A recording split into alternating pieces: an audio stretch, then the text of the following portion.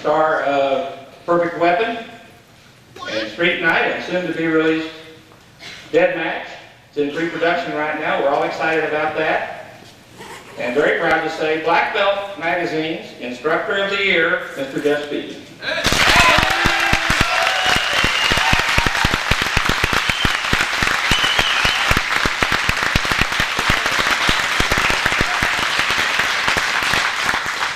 Thank you.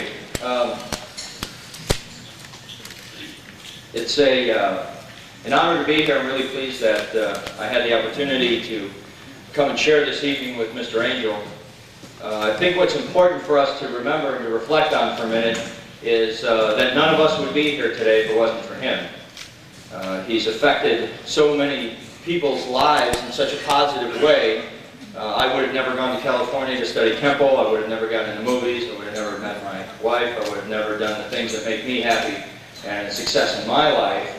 And so that's why I always turn to Mr. Angel as the man who kick-started me in my career, in my life, and taught me how to be a man.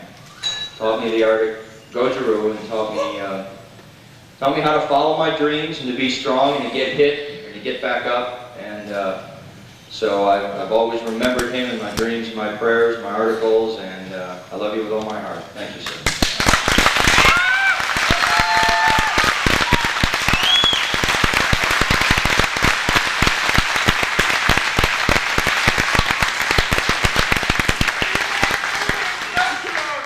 Say what? A little late for that now, but I mean, if you notice, I sneak little things in every now and then. Did you see it in Perfect Weapon? Yes, sir. In the kata in the beginning, what'd I do? The Sensho. Yeah, Tensho. I did a little bit of, you know. So that was kind of my salute to Mr. Parker and to say hi to all you guys. There's some other people that are going to get up and talk. We've got some letters from people to read. I'm going to do a little bit of the dance that I do in honor of Mr. Angel. And I think we're going to call some other people up that are high-ranking black belts in Goju. And in their street clothes, they're going to come up and perform a kata. Would you like that?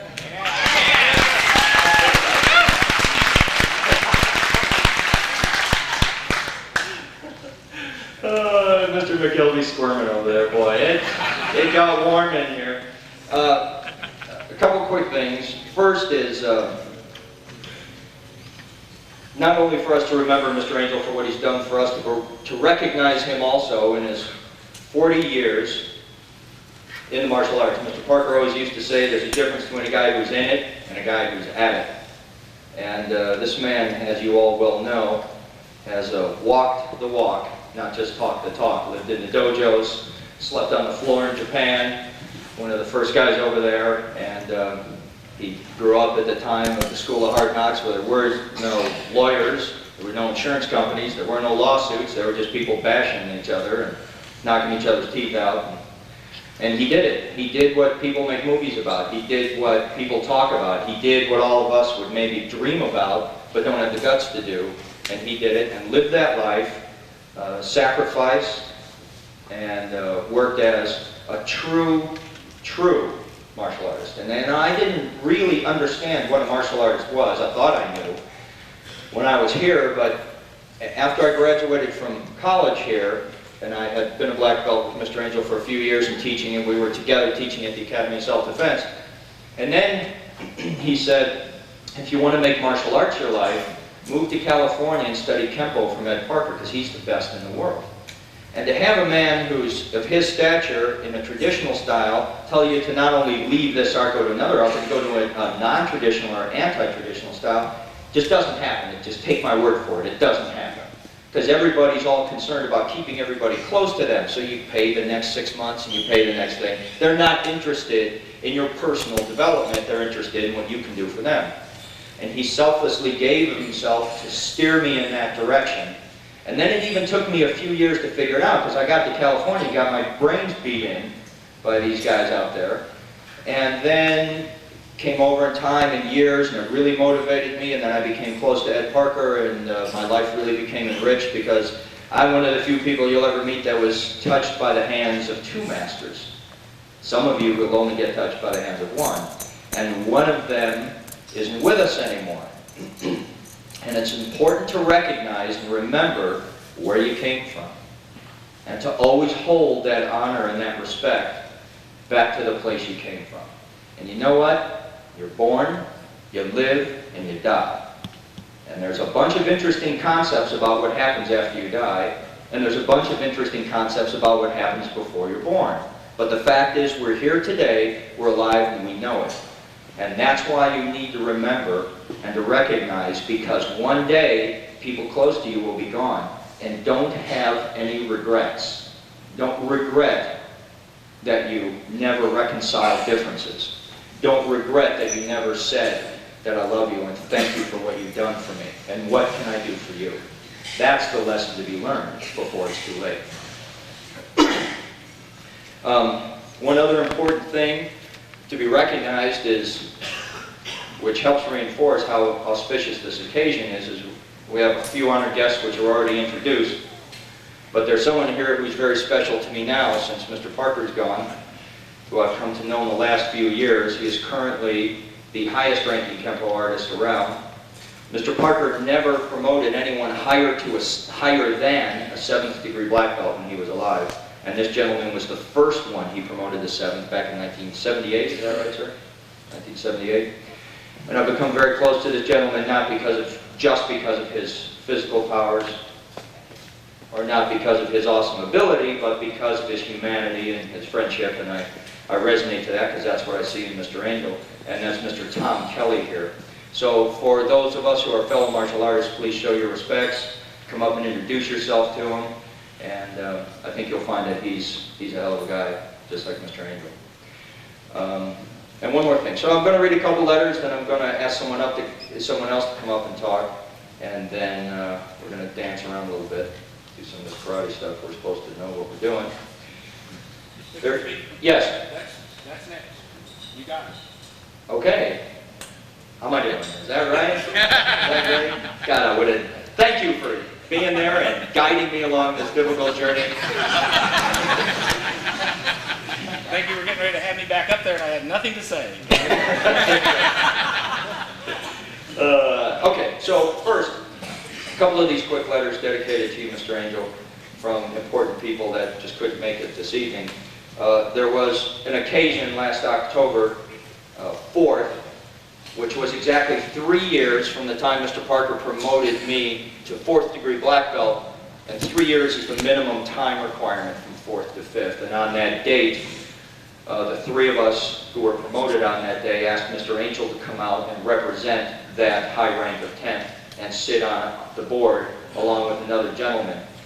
And there were 2 other people that tested at that time. They're the people who I'm the closest to.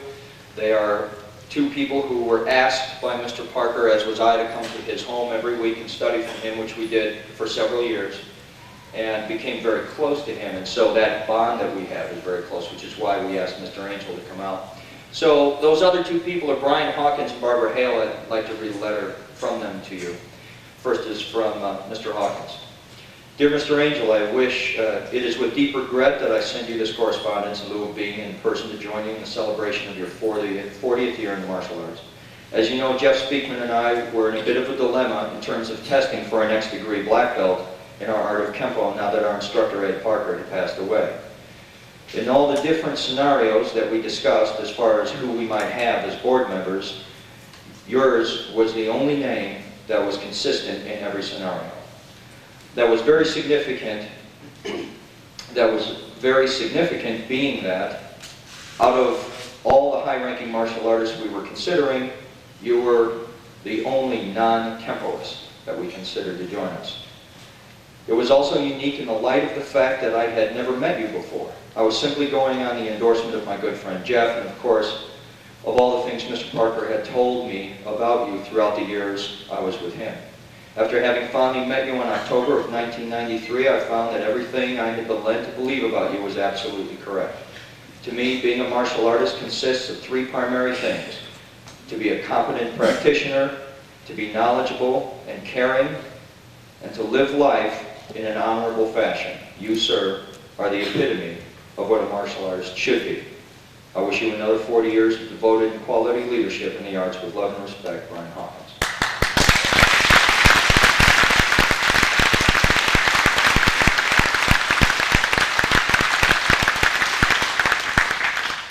the other is the other person who joined us, who had a kind of a special relationship with you. Her name is Barbara Hale. She is a 5th degree black belt, owns and runs the Kempo School in Ventura, California, has for many years. Currently putting his son through med school, lives in a beautiful home, and she's very successful in a completely male-dominated business and art. So she's an extraordinary woman. Talked to Mr. Angel several times on the phone, got to know him a little bit, and then met him. And her letter reads as follows. Dear Mr. Angel, I regret that I cannot be there in person to celebrate this grand anniversary with you. Please accept this letter of congratulations and recognition and know that it comes from my heart. 40 years of active dedication to the martial arts is rare indeed. Who can determine or foresee success? There are no guarantees, but there are likewise no limitations except for those we place on ourselves. No one can tell you how far you will go or whether or not your plans will become reality. Your personal discipline is the only deciding factor. You obviously have set no limits. The outcome of our hard work and training as martial artist instructors is often reflected in the quality of the students we turn out. You must be very proud of Jeff Speman. I know that you've been an integral part of his training and of his life, and your quality is reflected in him. I'm very thankful to Jeff for providing me with the opportunity to meet you. I also feel fortunate to have had the privilege of being in your class when we visited California. It's an experience I will never forget. You know there have been many hard times in the past 40 years for you. Please know that you are appreciated and your work is important. Remember, those who give light must endure burning. You are the inspiration to us all. You've done what few will, and you will do for others what few can. The bond that links our true family is not one of blood, but of respect and joy in each other's life. I'm honored to know you, sir, and I wish you continued success and good health and a strong spirit. With an open mind, open heart, and open-handed friendship, respectfully, Barbara Hay.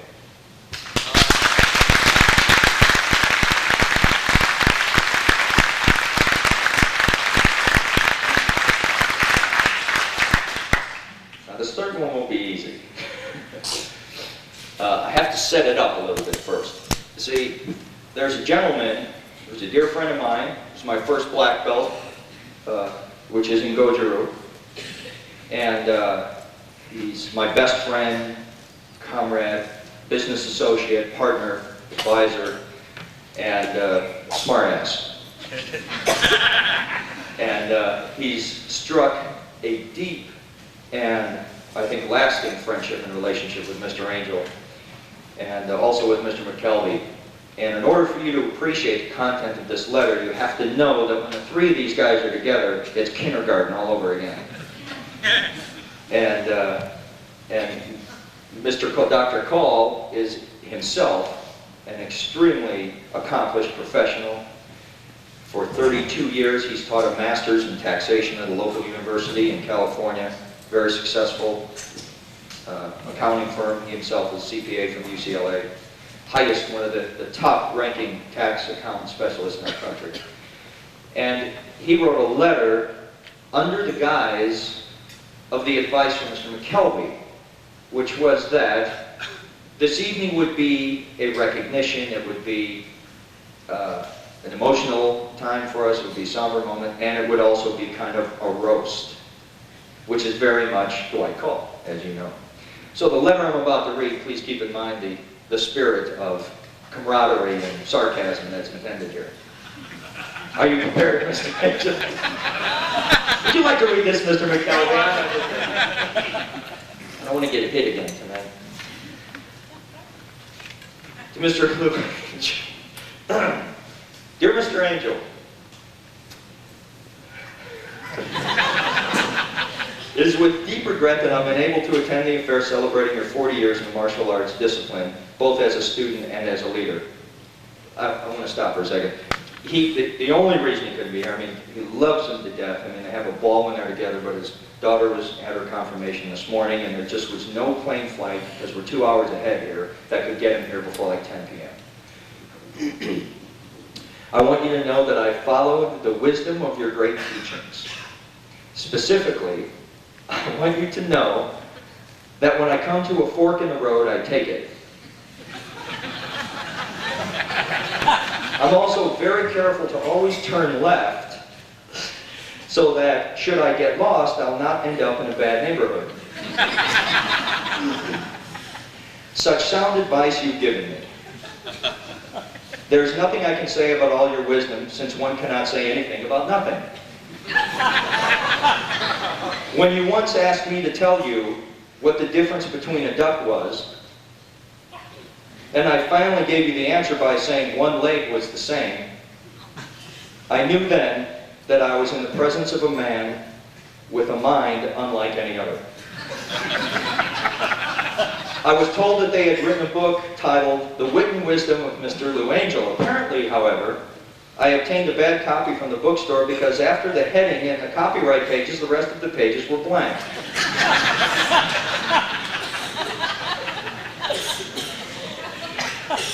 Your teachings have gotten me where I am today. And I often sit with my neighbors on Skid Row and reflect upon your advice and where your advice has gotten me. Indeed, I am amazed at how many people I sit and talk with are your past students, all following your sound advice and counsel. Wish I could be there with you. My heart is there. Love you a lot. Love always, Whitehall.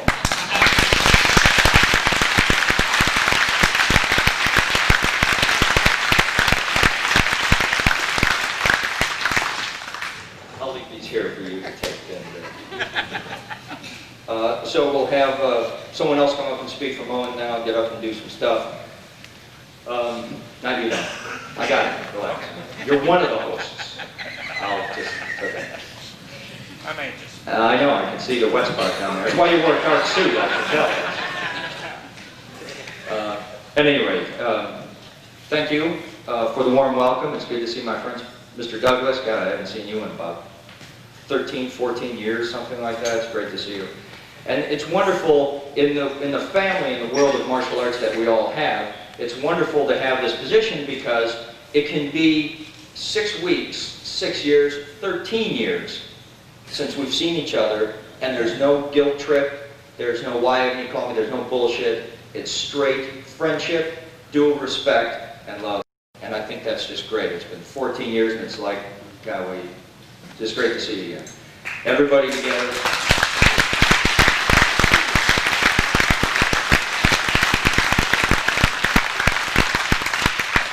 Everybody together, and remember, we're together because of one man this evening, and none of us would be here together or this far in life if it wasn't for this man, and that's what we need to recognize and remember. Now, I'd like to ask someone special in my life who has a great meaning.